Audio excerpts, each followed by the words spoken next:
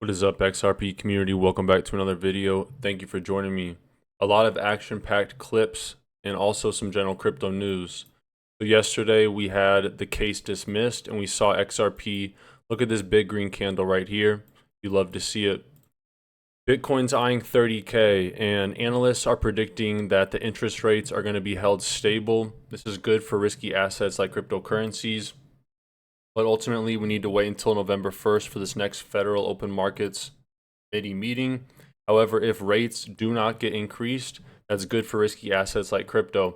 Speaking of risky assets, Tether, the biggest stablecoin in crypto, but also the most polarizing and kind of shady stablecoin in crypto, says they're going to publish a 24. So that's good to see. It gives legitimacy to crypto. There's been so much FUD around Tether in the past, and for them to come out with real-time reports, love to see it. You guys need a spot to get XRP or Flare. I recommend Uphold. Sleek, it's simple, it's secure. It's where I get my XRP daily. A link to Uphold in the video description below. If you guys want $41 for free, sign up with Webull. Deposit 1 penny. You can get up to $3,000 in free stocks.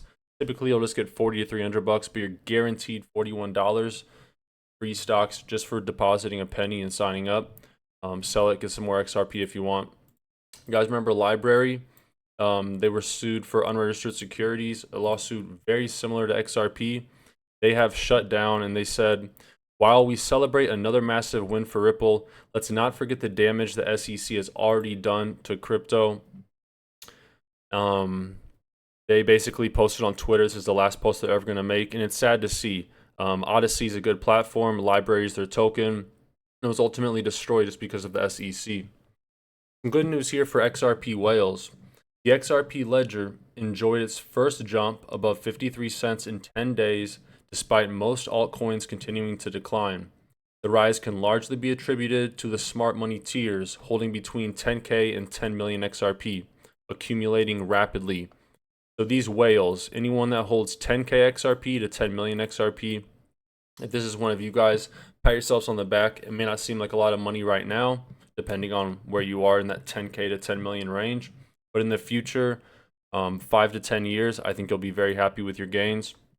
And it shows right here that this is the highest amount that the whales have held since July 27th, almost 4 or 5 months ago. Whenever we see the smart money, whenever we see the whales accumulating, that's a sign that you should be bullish, right? Don't follow me, follow the smart money, follow the guys with the really big bags, and they're buying XRP right now.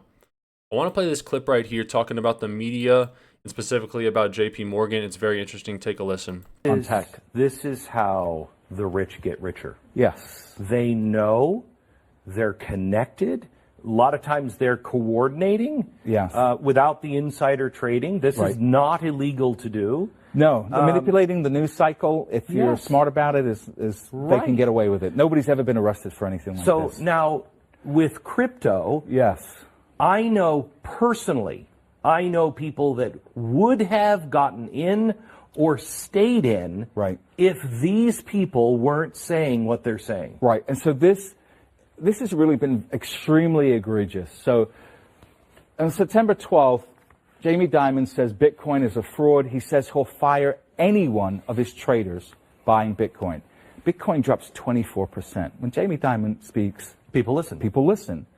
So that weekend, we found out that the largest buyer of a Bitcoin fund that's in Europe that buys physical Bitcoin, right? The largest buyer was Morgan Stanley and JP Morgan. And that's not illegal. He says it's a fraud. It says he'll fire anyone that buys it. Yes. And at the same time, his company is buying His company is buying. Talk about this all the time. Jamie Dimon, JP Morgan CEO, says Bitcoin's an absolute facade. Price falls 24%. And then that weekend, he makes his biggest buy, period.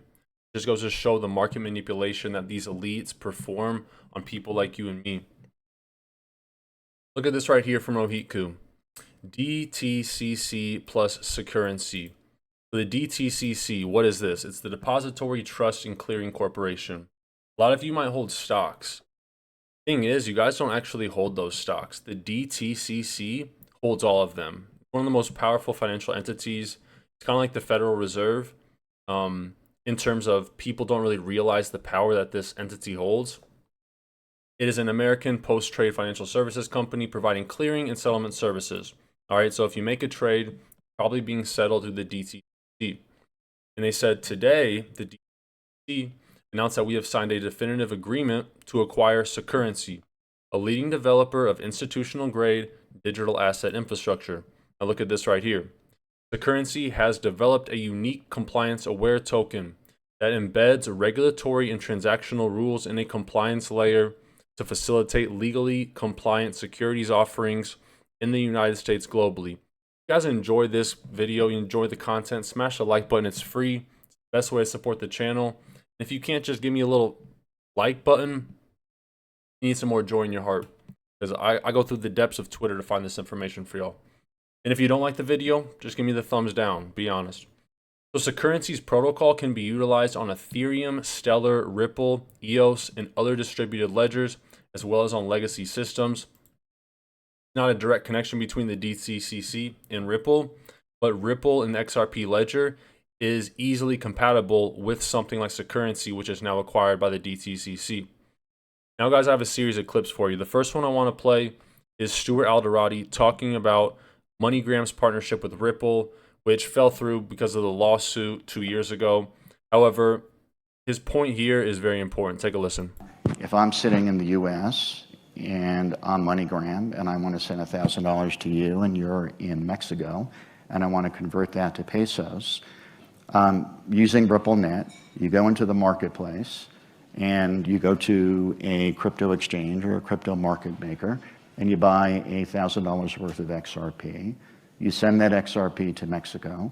The market maker or the exchange in Mexico then converts it to pesos and then delivers it to the ultimate consumer. That transaction takes 3 to 5 seconds, whereas under traditional SWIFT network, that would take 3 to 5 days. MoneyGram, in their recent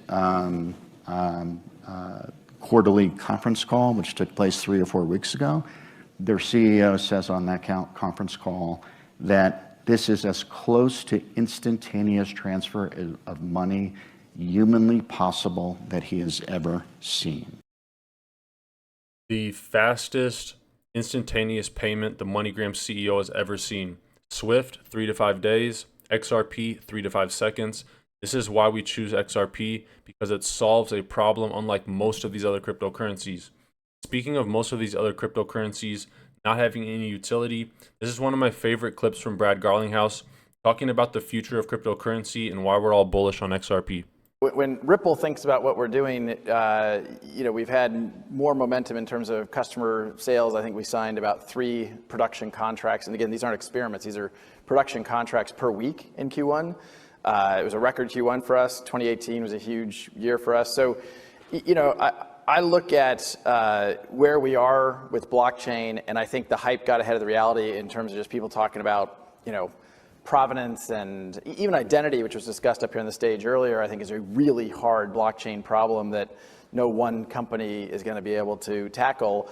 But I think that focus has put us in a position of lots of customer momentum, and I'm super excited about 2019. I do think there's going to be more M&A. I think anytime you go through this kind of, crypto winter trough, you see people kind of get flushed out, and you've seen layoffs in the crypto space. I view that as a healthy part of a nascent market growing, and but I think it'll force real utility and solving a real problem. Brett, do you think that, sorry, can I ask a question, Brett?